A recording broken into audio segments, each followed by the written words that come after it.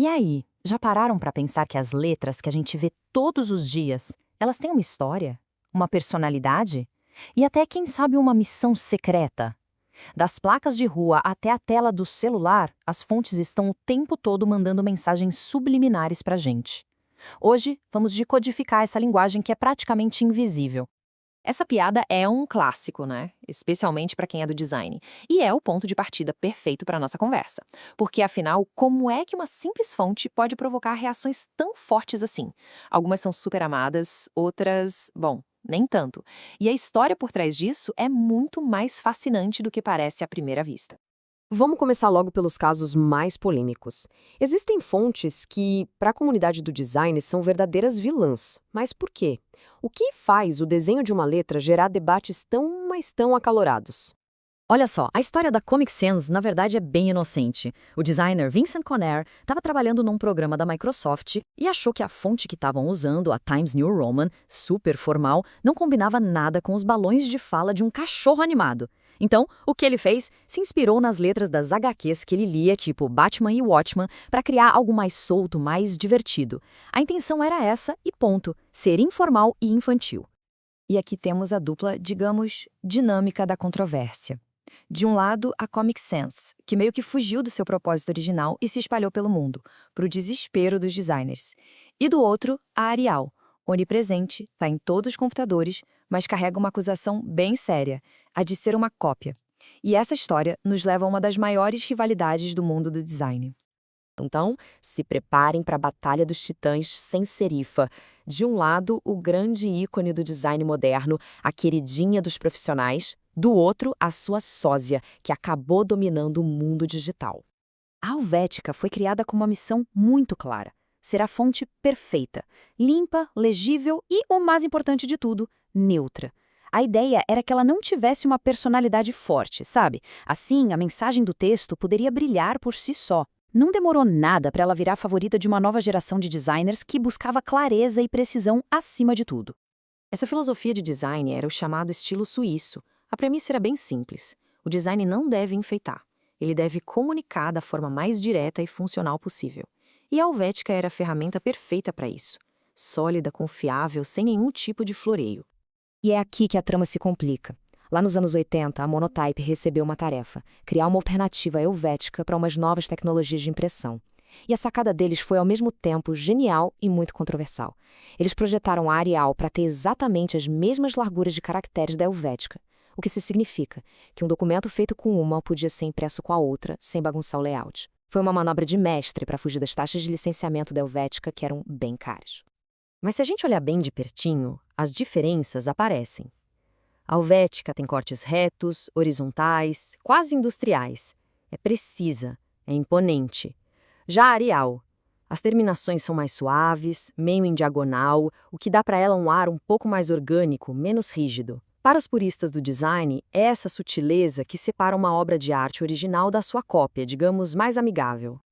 Mas nem só de rivalidades vive a tipografia, né? Saindo um pouco dessas disputas, vamos falar de fontes que nasceram com um propósito grandioso.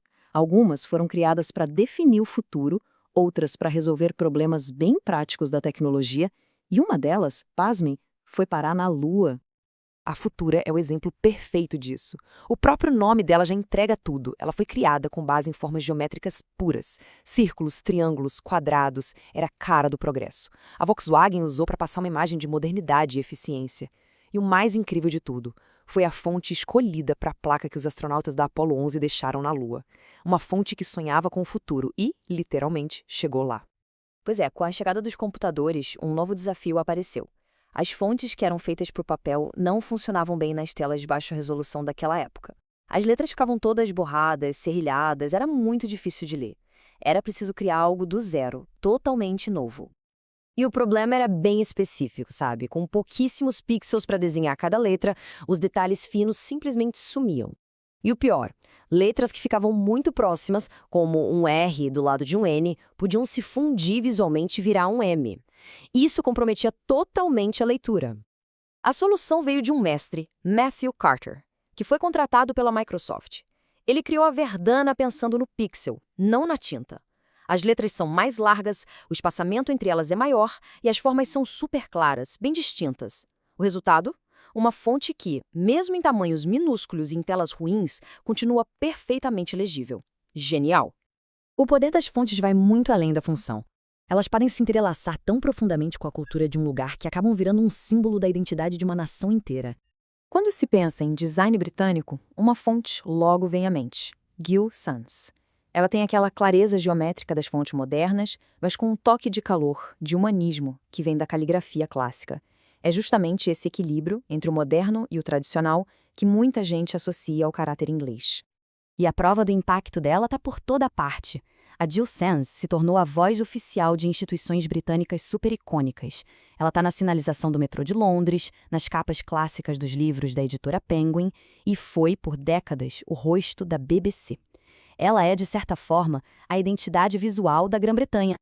Agora, atravessando o oceano, lá nos Estados Unidos, quando a intenção é passar um ar de história, de seriedade e de excelência acadêmica, a escolha geralmente é outra. A Goldie Old Style, com suas serifas clássicas, seu estilo artesanal, ela evoca imediatamente uma sensação de herança, de prestígio. Não é por acaso que ela foi adotada por algumas das universidades mais respeitadas do país. Usar Goldie Old Style em um logotipo é quase como dizer: nós temos história, somos uma instituição de excelência e tradição. A fonte fala antes mesmo da gente ler as palavras. Bom, depois de todas essas histórias de rivalidades, de missões espaciais, fica bem claro que a tipografia é uma linguagem poderosíssima que opera, na maior parte do tempo, de forma invisível. Essa citação do designer Gerard Unger resume tudo perfeitamente. Quando a gente está lendo, nosso cérebro foca no significado das palavras, não no formato das letras.